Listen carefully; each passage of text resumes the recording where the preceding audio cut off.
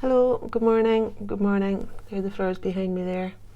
I'm heading to dancing today and I wanted to do something before I went actually. I was thinking I'd come back and do the oil paint over the top of this, but then I thought, Anya, it might be dark by the time I get back. Plans to go for lunch after dancing. And this dancing is outdoors in the dance teacher's garden.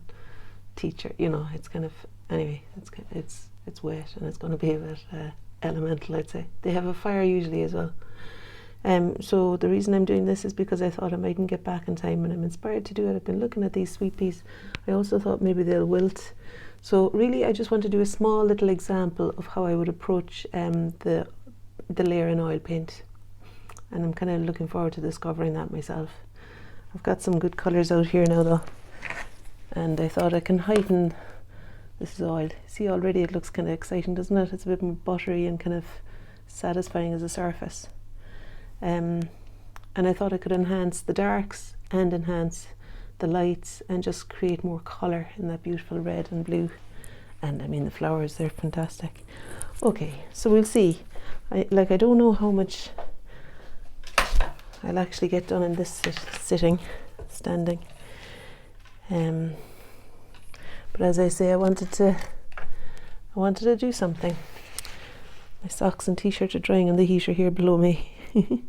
Okay, so I've also got some cadmium red and ultramarine blue put out there because I thought I want to make something really dark to describe the edge of the jug that's turned away from the light. And so you can see that there. Here's a dark. Now that's actually a good colour to represent the dark coming in to meet the light on the jug there. So I'll keep that colour, but it's not the colour I want for the jug. That's the colour of the dark red behind. Now you're going to be shaking. It's because I've attached it to the easel. Probably not the best idea, but you know. Anyway, that's what it is today. It's a little bit shaky when I start mixing on here. I think I need a bit more blue into that if I'm using it as the background colour. Yeah, you're shaking quite a bit. Is that annoying? I suppose I could always attach it to the chair instead. Do you know what? I'm not going to, because if I start doing that now, I'll have to be another 10 minutes farting around. This I wanted to show you is the Zest It. That's what I use instead of Turps as a something to dilute the brushes. It's called Zest It. Oil paint solution. Dilutant. That's what it calls itself. Oil paint, yeah, dilutant and brush cleaner. Alright, now, so I'm on to my last little centimetre of it. And maybe I'm gonna launch straight in and with this dark, will I? I mean, actually things are needing to be replaced really. You know, there's a flower up higher there now. Things are quite different than they were when I painted them first. And this little bit of red comes in here, and there's the blue of the jug. Which side would I start on? Gosh, is it a certain... Well, I suppose it's kind of... It's a good idea. I was going to say there's a certain kind of hesitation, but actually this is a healthy hesitation, I reckon, because I just don't want to... Gotta find that purple. I don't want to head in and be all gung-ho and then decide actually I've covered something I liked, or you know, just been a bit heavy-handed, because this above all else is quite selective, this part of the painting process. Now I bent down there to pick up this back to the acrylic because I wanted to create some sort of a shape to represent the sweet pea that's now growing over and up there. That's quite a bit higher than the other one. And just with my finger being quite thick, I think it's okay to paint. The paint being quite thick, it's okay to pop it in there. Okay. I mean, you wouldn't want to be touching the acrylic now with the oil layer, but I just wanted it to be placed so that when it does dry, I can do a bit of oil paint over it possibly, or maybe not. Maybe I'll just paint the oil up to meet the edge of it there. It's a bit too kind of finger-like. The two of them are too similar, so I'm just going to swipe down like that. And if I had kept my water there, no, I could have just wiped it away. And just use a bit of damp kitchen paper in order to get rid of that little bit of excess paint on there. My goodness, making a bit of a dog's dinner, dog's breakfast of this carry-on. No, that's okay. Alright, so that's the end of the acrylic now. Off they go. Alright, where am I going to begin? Yeah, I'm just going to re-establish the dark of the jug over on that side. And kind of, so what if it's a slightly different shape? So to re-establish the jug, I'm going to get the cerulean blue, so I'm not shaking you all over the shop there. The cerulean blue, and what was on the palette knife there already was the red and the ultramarine blue, the cadmium red and the ultramarine blue, and I think those together made this dark enough. Then where's my zest at? Down here. So I'm picking up my friend John before we go to dancing, and I need to get petrol. A few little jobbings now. So here I've got cadmium red, ultramarine blue, and cerulean. Here she goes, putting the knuckle into the acrylic. And cerulean blue to describe the shadows on the jug over here. And I think the handle, I quite like the narrow channel of red, you see, so I want to create a foil for that to emerge there. So the brush was a bit too wet there. I'm just going to scoop up, as I've said before, scooping up thing, and putting down a thin layer. It's not got much zested on it now, the brush. And really, mostly I'm wanting to capture the side, the dark shadow on the side of the jug here, turned away from the light, in order that it further emphasizes the beautiful light that's falling on the flowers and on the other side of the vase, the jug. There's something nice happening between the handle and the tabletop there as well. I'm not going to worry too much about the shape of things, because I'll have a second go once I can use the light to come in to meet it. I mean, I'm observing as faithfully as I can, but I'm not kidding myself if it's not exactly what I want. Now, my eyes are half closed here now, so that I'm not going to start painting the jug and all the rings and everything. I'm just going to diligently place, and there's kind of a belly out there, I'm going to diligently place the dark shape as I see it, rounding the handle and rounding this side of the jug. Alright. I notice that the cardboard box it's sitting on is giving way a little bit as well, so it's sunk down a bit lower. Well, let's just tolerate that today. Now, as I've done that, there's also this lovely dark purple that could be used to describe the overhang of the dark purple flower here. You are shaking mad, aren't you? Probably driving you to drink your purple there and there. And doesn't matter, I suppose I'll stick in that dark background colour. So it's across, like the dip in the jug under the spout on this side is across from that bright red dip in there. I don't feel I have to explain it all. I'm just going to put a couple of bits down. Not reinventing the wheel here, you know, with the oil paint. But if that were to be dry, I'd be more confident doing this. In fact, I'm not going to do it because it's not dry enough. I would have moulded around that flower there. This one is dry though, and I think I'm going to just pretend that it's mauve rather than white, and I'll just describe the brightness of it by finding the background, pushing the background up to meet it, making it a little bit more fluid because I want the edge of it to be clean and not hairy here. And then it goes in like that. And when that's dry, I'll fill in the rest of, well, not all of it, but I can do a bit more. Do you see how as you carve out, as I carve out the things on that side there, that it feels more luminous then? I mean, there's things happening around here that also call for more of that deep red tone in the background. This is the edge of the white flower at the top there. And I can make it white after. Now there's a slope going down, and if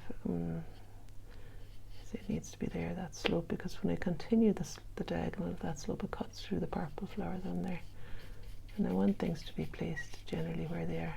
There's a little bit of green sticking up there. Yeah, I mean, quite a bit of shifting around happened, probably because I ended up moving the flowers a little bit in the vase.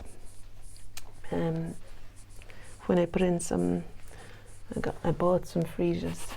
I love freesias. Oh god, it's like tremors. I bought some freesias and they came with that stuff, you know, the flower food, and I thought, oh, it might make my sweet peas last longer if I put in the flower food. And so I sugared about the sweet peas as I was doing that. What am I going to do now? I think I was going to maybe stick a little bit of cadmium red into the edges of that. I mean, there'll be a white flower coming up here. Okay. Yeah, like really, I've made it very dark. It's probably a little bit more, actually a little bit more alizarin-y. But I put the cadmium in just as a nod to it being redder, knowing that I can put some cadmium red in after the dancing maybe. Now, over there, I mean, actually the background is as dark in places as the jug handle. So it's not like the jug handle is fierce dark in relation to the background, except for the lovely space here. That's really, really bright. The jug handle is really bright in there. No, it's not. The red between the jug handle and the rest of the jug is really bright in there. So I'm going to paint that down as pure cadmium red, I reckon. Cadmium red all on its own. And you know the thing that I do, I'll just tear this off. I've got quite a big brush here, but it's actually, it looks to me to be the width of that shape, so I'm happy to use it. And I'm happy enough too with the colour of this. Like, okay, so I'm trying to make it so that it's not got loads of sticky up bits, because I want the shape to be, when I say sticky up bits, I mean like you know, caramel, how it goes all kind of stringy. I don't want it like that. I want it to be clean so that I can put down the colour and lift and leave it alone. That's how it's going to be the brightest. And if I was sensible, I might have done that dark with acrylic so that I was sure that it was dry on either side. But failing that, I'm still excited to do it. So placing down, pulling and lifting, and not letting it be adulterated by that dark blue. Just going to do a little bit more there. As it comes up, it does get a bit darker, but for now my main focus is to get the red on there in the shape I'm seeing. Maybe I can leave it as bright as it is just now. I think I'll bring some into the section below here. It does really have some crimson in it too, I reckon, but cadmium red on its own has the capacity to be really bright, and that's what I'm aiming for, is contrast and tone and colour. I want it to be really bright in relation to the dark on the jug. Now, I'm happy with the colour. Ish, you know, pretty much happy with the colour. happy enough with the space in here being that shape and that texture. This, however, seems too textured for me, this little bit here, so I'm gonna lie the brush over it again, pull and lift again, and pull and lift here so that it stops being so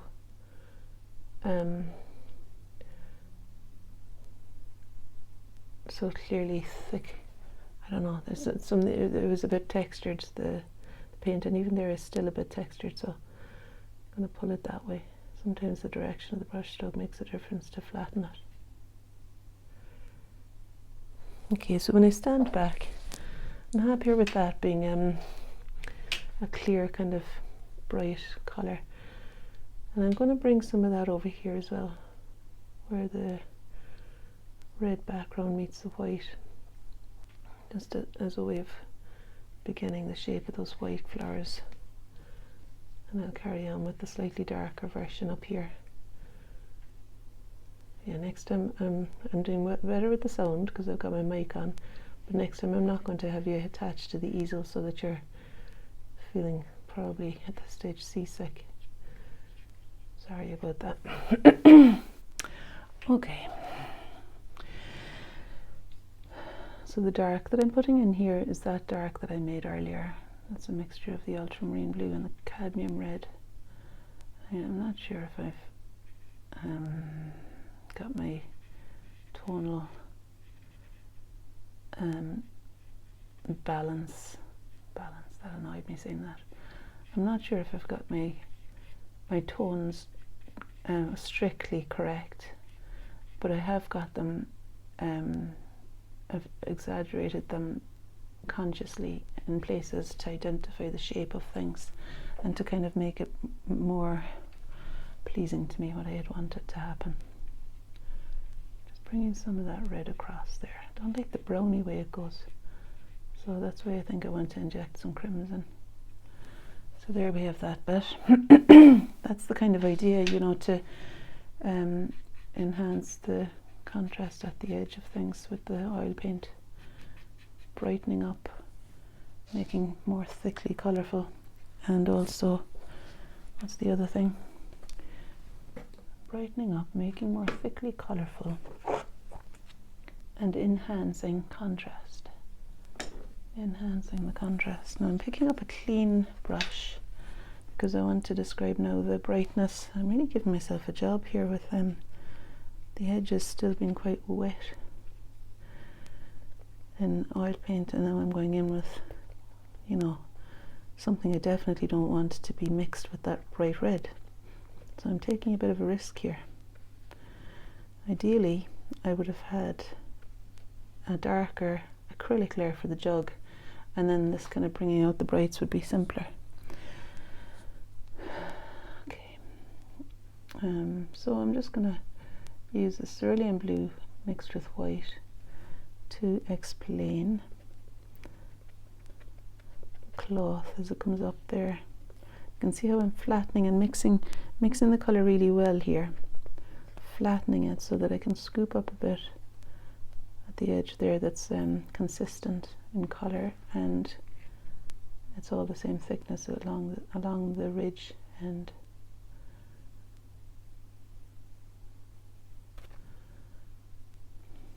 You see, I don't want to overkill and make everything thick, buttery oil paint. So there's some discernment involved here.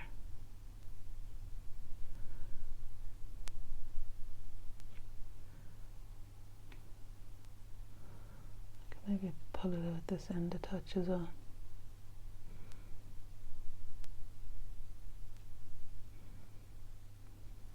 I mean, in there is really bright, but let's see if I can manage to keep it clean.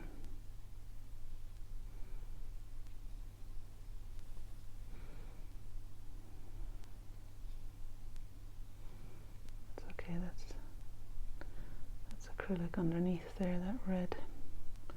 Acrylic stays put obviously from yesterday or whenever I started this. But the oil has just been put on, so that's not staying put, so I need to decide which is oil and which is acrylic. And just a little kind of here, why are you shaking? I'm not even touching the thing. Here, just a little nod to what will happen in the tones of the jug. I'm not going to just leave it flat there. There will be some carry on happen here. And actually, no, I'll carry on with the blue for a wee while. I was going to start using crimson on there. Instead, I thought I'd make use of the blue now while the brush has still got blue on it.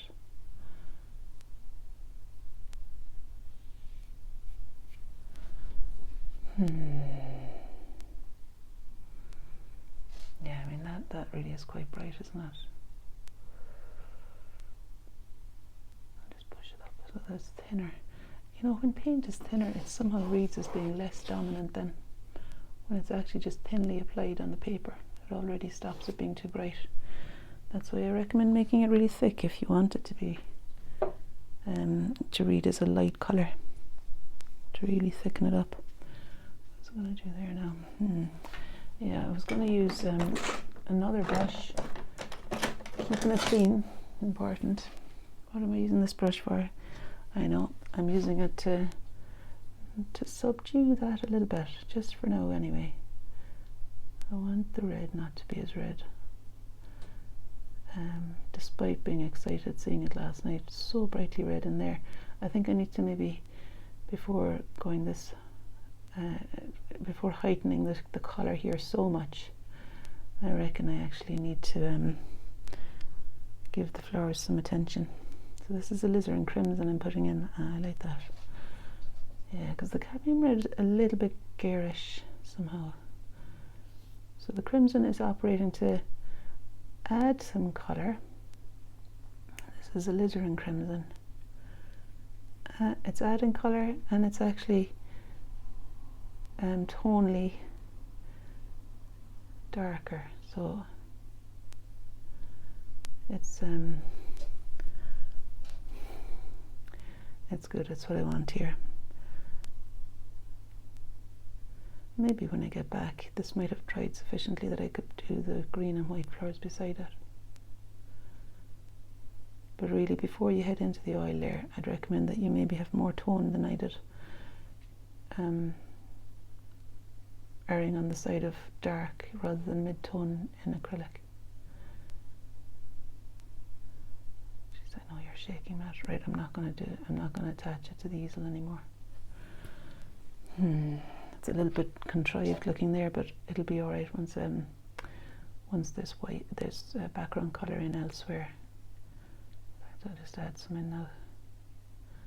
Just begin shaping the sweet peas there, extending over to the right there. Bringing the background colour up to meet them.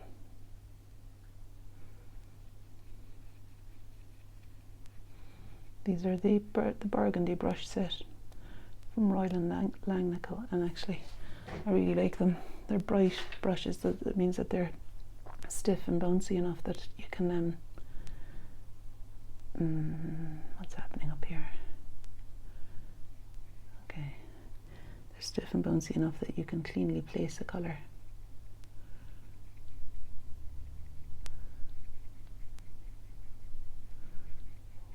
Yeah, there's a little bit more brushing going on with this one. It's a bit longer bristled, but it's the size, it's a good size for this carry on. So that's where there's going to be a little bit of green sticking up there. Yeah, you see, you don't want to rein in too much. There's something appealing about the looseness, isn't there? The lost and found quality. And I don't want there to be too many variables entering in now. Already the colour is has been adjusted a couple of times, and so it's starting to get a bit complex. And my goodness, I don't want complexity enough in life, isn't there? For complexity in the old still life. Now remember, that's just gone on, so it'll be still wet. When I stand back, I reckon I've tamed it down a bit more than I wanted to. I didn't want really for the edge to be so I didn't want the edge to be so clarified there at the top of the flowers. I think yesterday I quite liked the way that it wasn't. So what I'm going to do now is pour in some zested that's been recycled. You can leave it sitting for a while and turn it upside down. No, leave it sitting for a while, and the sediment runs to the bottom of the bottle. Now what I was saying turn it upside down because I think I'm going to turn that upside down there and let that run away, because I don't want it to have such a clean carry on at the edge. There's something irritating about that. The whole room is going to smell like lemon now. Alright, in fact I think I'll just do that, because I liked what was there before as far as I remember.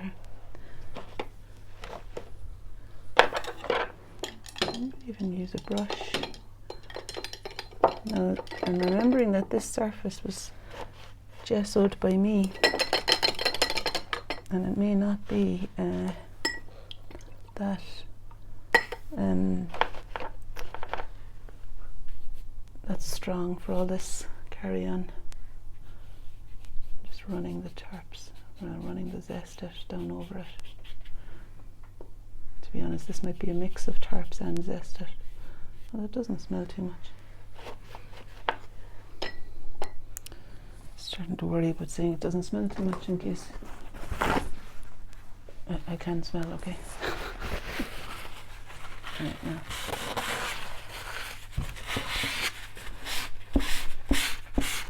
Yeah, I just wanted to lose that a bit again.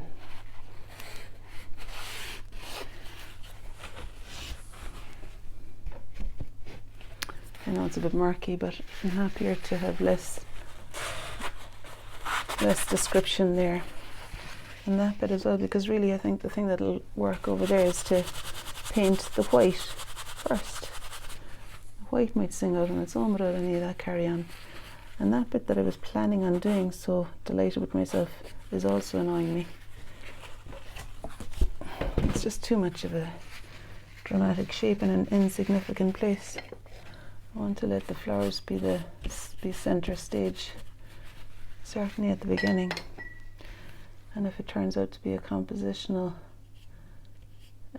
stroke of genius to later put that in, I'll do that. So basically this tutorial has been about putting stuff on, not being happy with it, shaky camera, putting stuff on, not being happy, and taking it off again. And that's okay. I reckon, you know what, really, that is the painting process. Discerning what's going to be left, what's going to be lifted, and being willing to lose what you like in order to find what you love. That's one of my quotes now. I don't know who said that, but I like it. I better check my time, because if I'm getting petrol and putting oil in the car before going to dancing, I need to get my skids under me. See, all of that was a bit much, wasn't it? How would I leave it running upside down and see what it does on its own? There needs to be a bit of accident in there. As Paul Klee said, all together now, make chance essential. I've got a rag that I'm going to do that with. Pulling it out there. Well, I'm not sure what kind of a demonstration that was, but it's true to life. It's what happens. Welcome to my world. Trying stuff out. It failing. Being okay with it failing. And actually kind of excited at the restriction that it gives to me. And then fairly swiftly just losing it again, you know. Whatever I'd just done. Trying to tidy up a little bit here as I'm talking to you. Okay, so there we have it.